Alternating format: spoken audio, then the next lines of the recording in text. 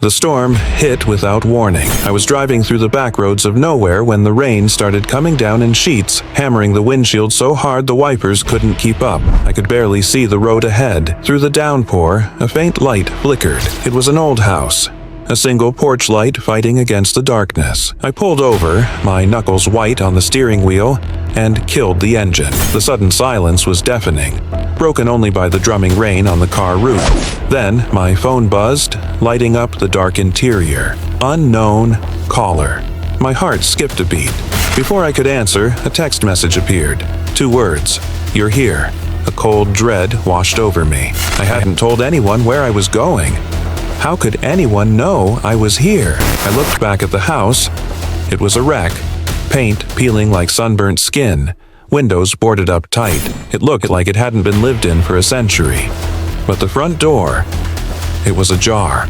A sliver of darkness beckoning me from within. Every instinct screamed at me to put the car in drive and speed away. But a strange curiosity, a pull I couldn't explain, held me there. Against my better judgment, I got out of the car and stepped onto the porch. "Hello," I called out, my voice swallowed by the storm. The echo came back, twisted and strange. "Hello." Low. Low. And from deep inside the house, a whisper, faint as a dying breath, called my name. Saqib. The air inside was thick with the smell of damp wood and a faint cloying perfume. A broken chandelier, draped in cobwebs, swayed gently in the stillness. There was no draft, no wind, but still, it moved. Then, from upstairs, a single, clear sound. A piano key being pressed. Ding. My feet moved on their own, carrying me towards the grand, curving staircase. Each step groaned in protest, the sound echoing in the oppressive silence.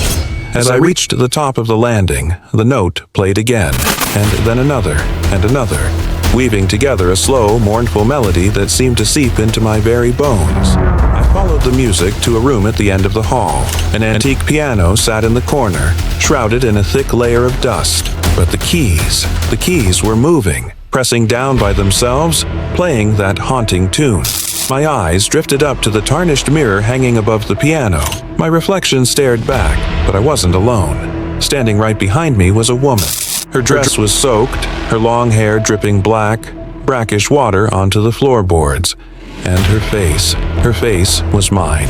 She opened her mouth, and a whisper slithered into the air. "You shouldn't have come back." Before I could even process what she'd said, the door to the room slammed shut behind me, plunging us into absolute blackness. I felt the icy touch of cold fingers brush the back of my neck, and then nothing. I woke up with a gasp, my head pounding. I was back in my car, parked on the side of the road. The storm was gone, the sun was rising.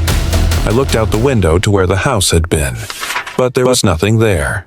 Just an empty, overgrown field, and a single weathered wooden sign hammered into the ground. I got out to read it.